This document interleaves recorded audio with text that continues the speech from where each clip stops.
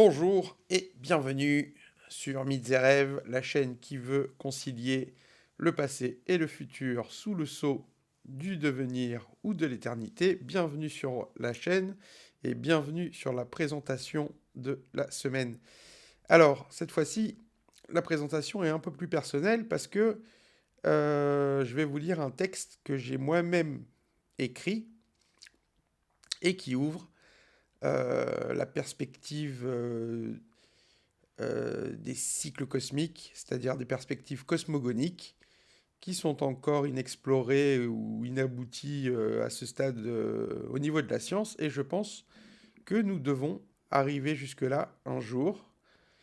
Euh, ma foi, je vous propose d'essayer d'y réfléchir à travers cette présentation. Donc, la présentation s'appelle La cosmogonie du taureau.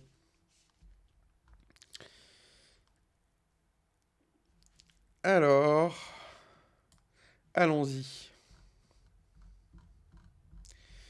Donc, la lecture du texte du livre d'Enoch est anecdotique en de nombreux points, car elle rapporte une version inédite de la Genèse, faisant même s'exprimer le Créateur en personne.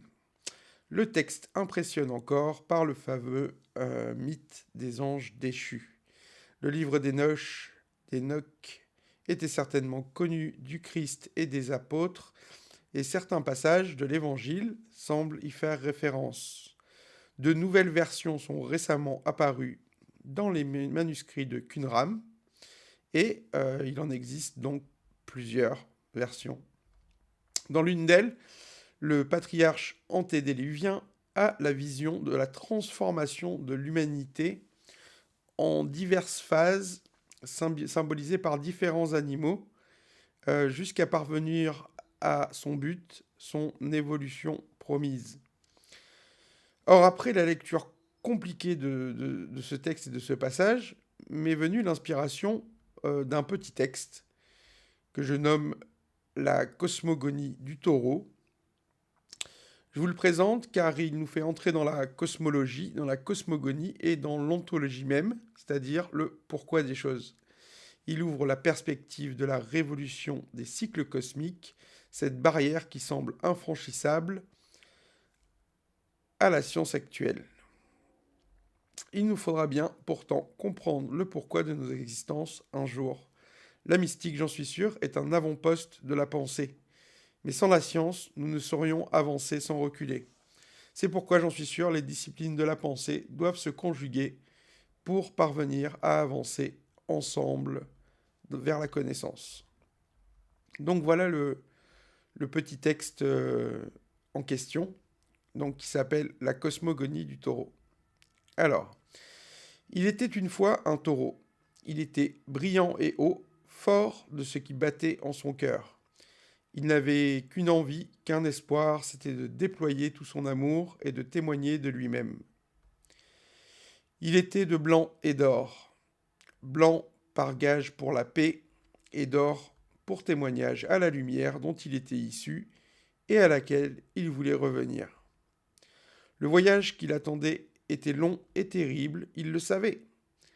Au cours de ce voyage, il aurait à mourir de nombreuses fois s'il voulait parvenir à sa destination finale.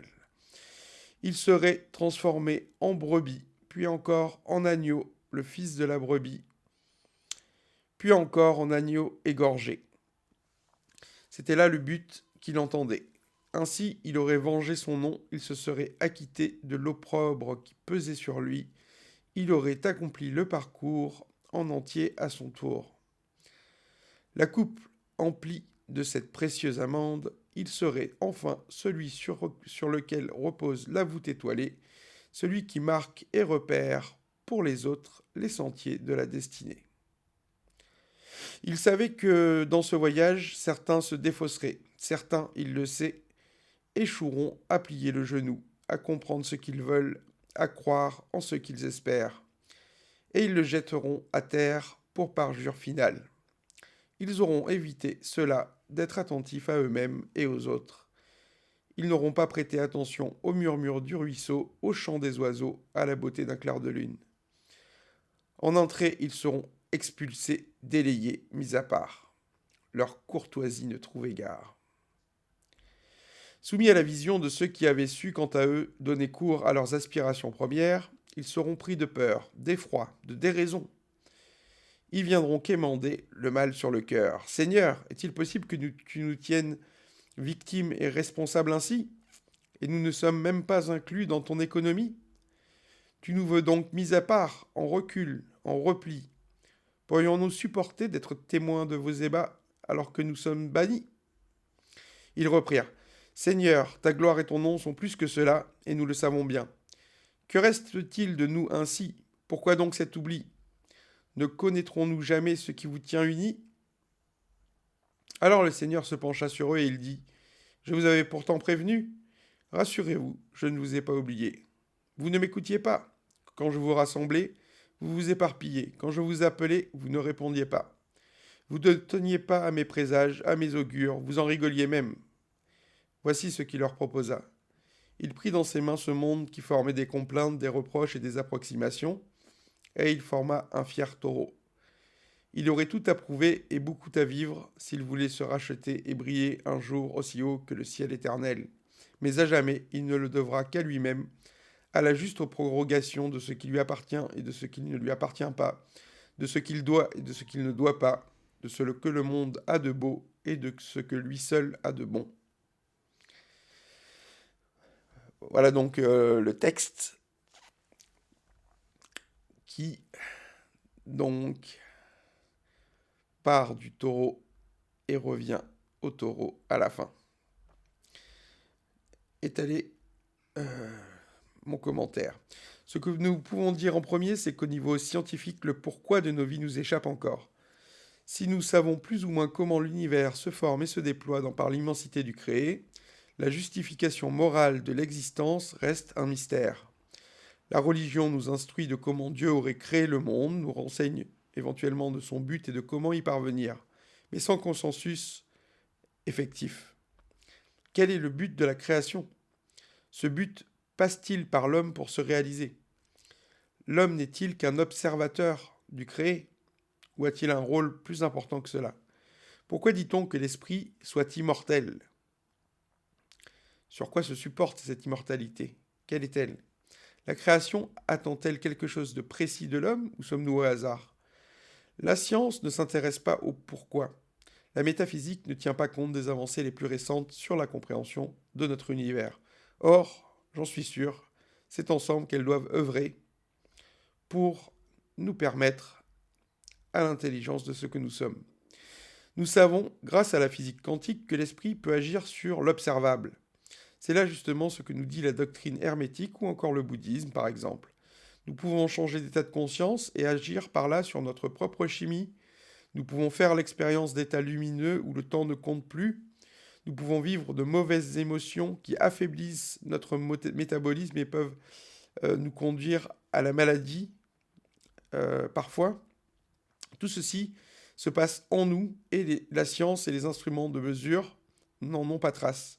Nous ne sommes pas capables, pour l'instant, de capter les auras, les états d'âme, ni de rendre compte de l'élévation morale par des instruments de mesure. Nous ne savons pas mesurer l'amour, et c'est pourtant une énergie manifeste, puisque c'est celle qui nous tient en vie. Cela n'est pas moins réel pour autant. La tradition hermétique prétend avec la Bible que l'esprit est à l'origine de la matière.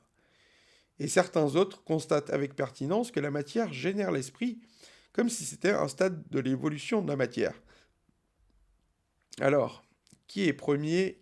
Qui permet quoi? Qui permet qui? Et c'est ici le mythe de l'œuf et de la poule, donc.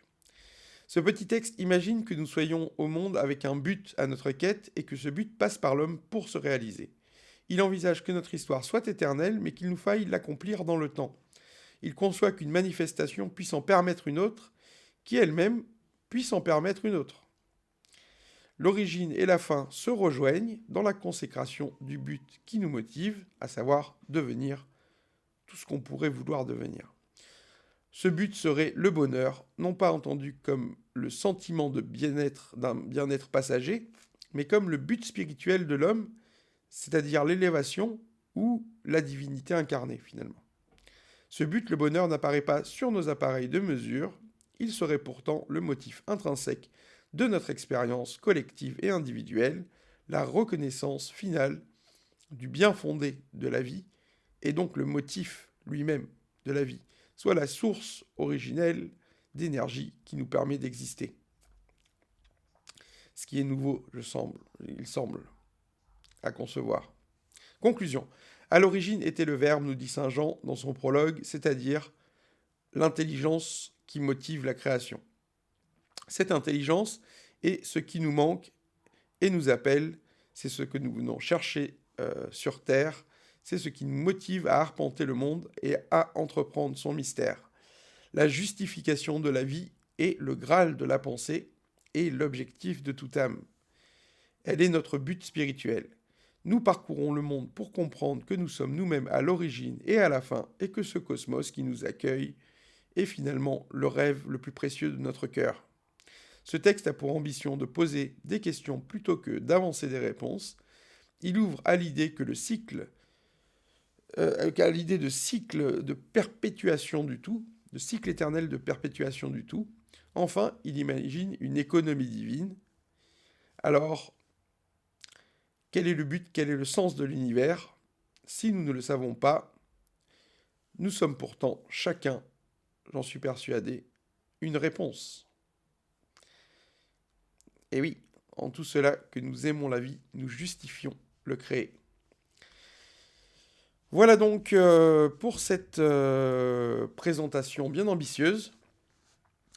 Alors, je ne sais pas si vous avez retenu chacun des aspects de mon petit texte, mais on a l'occasion d'y revenir ensemble jeudi prochain, et j'espère que ça sera l'occasion de discussions intéressantes autour du pourquoi de la vie. Donc, je vous souhaite le meilleur d'ici là, je vous dis à bientôt, je vous dis à jeudi. Bye bye.